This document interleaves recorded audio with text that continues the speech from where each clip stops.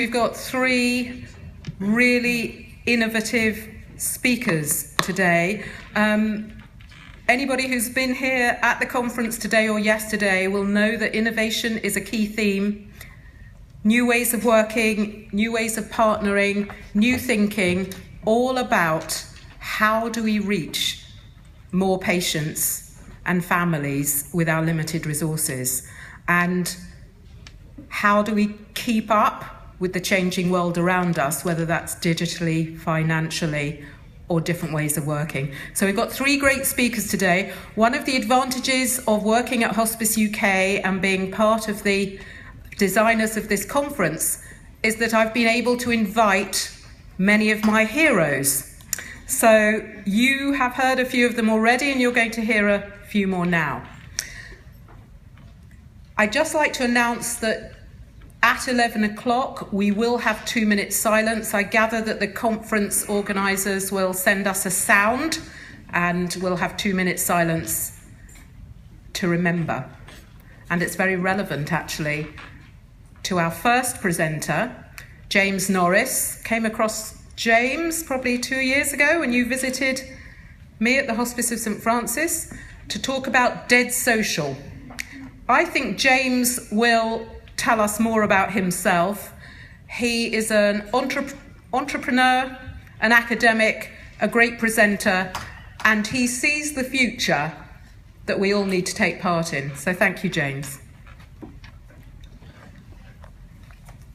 Stand here.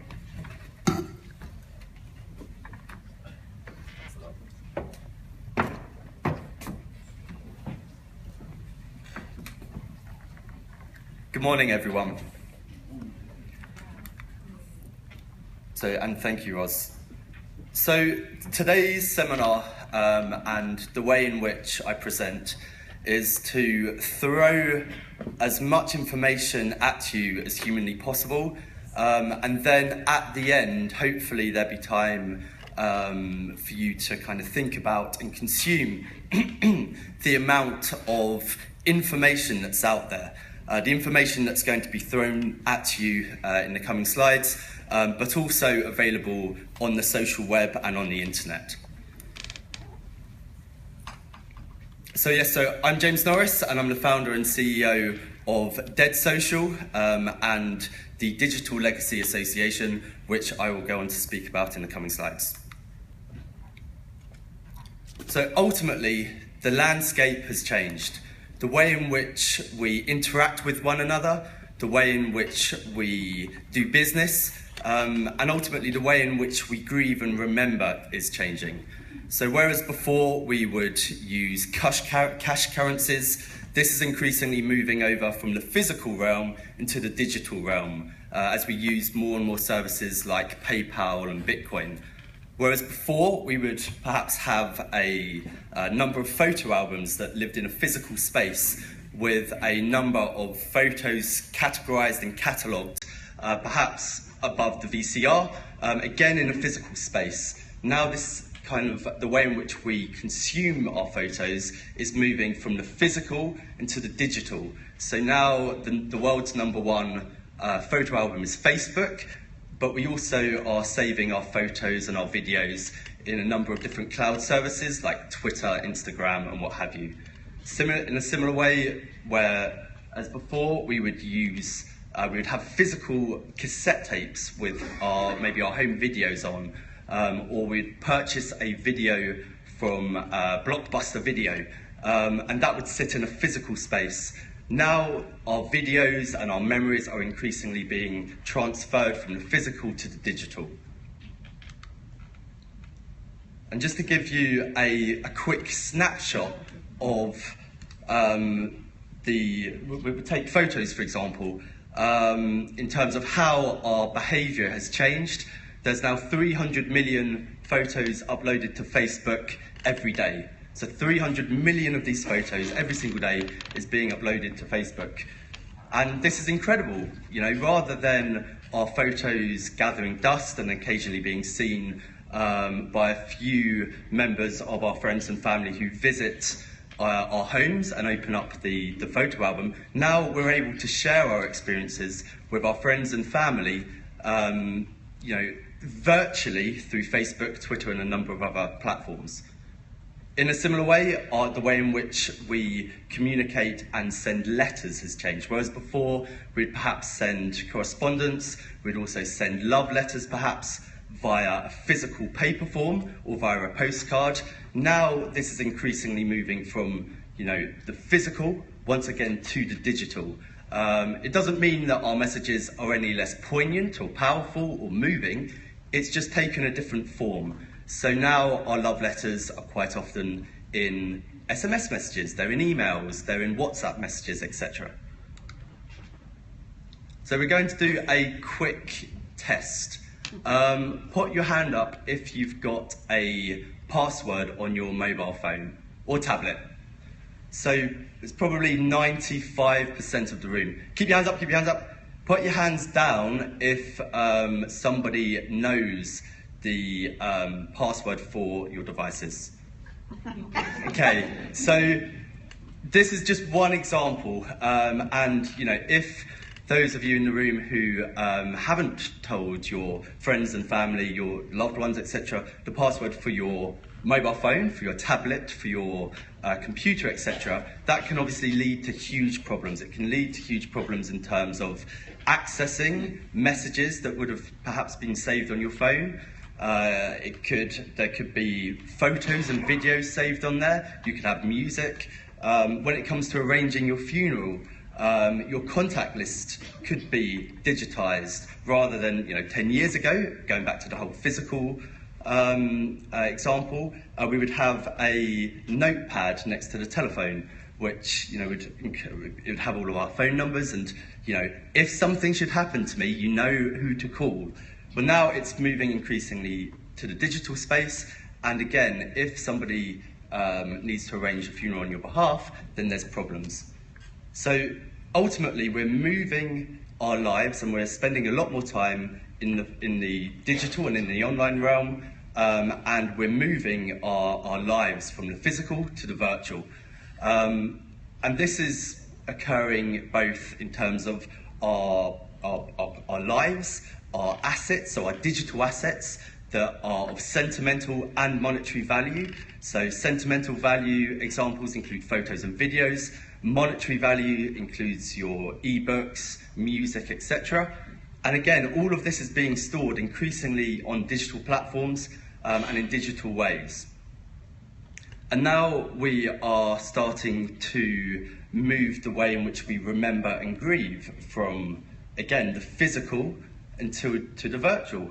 So my housemate from university who died from adult sudden death syndrome, I don't think that I will ever visit where his ashes were scattered, because there isn't for me any value in standing there for me, but there is a lot of value again for me to view his Facebook account, to read the messages that we sent one another via SMS, via our mobile phones. I take value in a fantasy football league that's been created in his name that raises money for charity, again, which keeps us all of his friends connected and and able to interact and share experiences and share and remember Ben through a virtual platform. And I take great comfort in these different platforms and in these different ways. So I'm going to go through some of the main platforms in the UK that we use today in relation to their end-of-life policy and what you can and can't do when it comes to transferring accounts and in the context of end-of-life. So when we purchase a digital download, generally speaking, so from Amazon or Apple, whether it's a MP3 or so whether it's a music file or whether it's a movie file, these cannot be transferred legally like you can transfer a physical CD. When you purchase music or movies through these platforms, you enter an agreement with whoever you've purchased it from, but it's known as a user license. So you don't own that content, you own the user license to have that for you whilst you're alive. So you can't legally pass on those files. When it comes to Facebook, as mentioned earlier, Facebook for many people becomes a focal point to remember the deceased, but Facebook allow you to memorialize an account, and they also allow you to assign a legacy contact. So a legacy contact is basically an admin, provides your next of kin with admin access should something happen to you. Twitter doesn't allow you to legally pass on your content, and to close an account you have to send a copy of a death certificate to Palo Alto in the physical form for it to kind of be considered. Google's inactive account manager is excellent. So if you use Google services like Gmail or YouTube, Google Hangouts, a number of other kind of Google platforms, you are able to decide which pieces of content you want to pass on to your next of kin. And again, they're able to take control of what you've assigned them following your death. And then lastly, for those of you who have got websites and blogs, there's a number of us who spend a lot of time and energy and our lives contributing to the online world, whether it's in a business sense or as a special interest, and making sure that, and each platform and each domain service has got its own terms and conditions in terms of end of life. But again, there's processes on a number of platforms like GoDaddy which allow you to pass on your content prior to death. So this brings us on to Dead Social. So I launched Dead Social a couple of years ago, and it was largely inspired by Bob Monkhouse. I lost my father at an early age, so that may have had a factor. So I've always known, for example, which songs I want to have played at my funeral. But this really was the catalyst that made me start and think about creating something in this space. Just when you thought it was safe to turn on your TV again, here I am.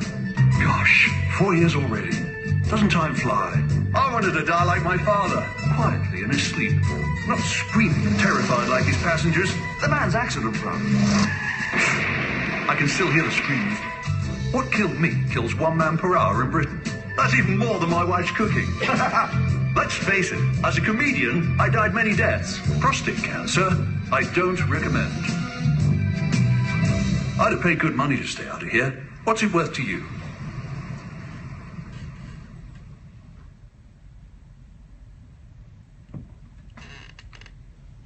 So this video by Bob Monkhouse was released as a TV advert following his death, and he uses the medium of TV and his own death to amplify a message.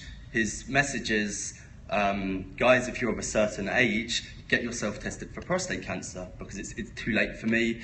But using the fact that he's passed away and using his influence, he's able to, from beyond the grave, pass down some words of wisdom. And I thought, if Bob can do this as a celebrity using the medium of TV, why can't we all have a similar impact using social media? So the way in which Dead Social works is our users create an account, and then they create a first message. And their first message, as with all messages, can consist of videos, text, and images. Once they've created a message, they then assign their digital executor. So my digital executors are my 2 brothers, one of them's there. When they feel the time is right. Ladies and gentlemen, a 2-minute silence will be held at 11 a.m. to honour those who have died in conflict. We ask everybody to join us in a 2-minute silence, which will begin now.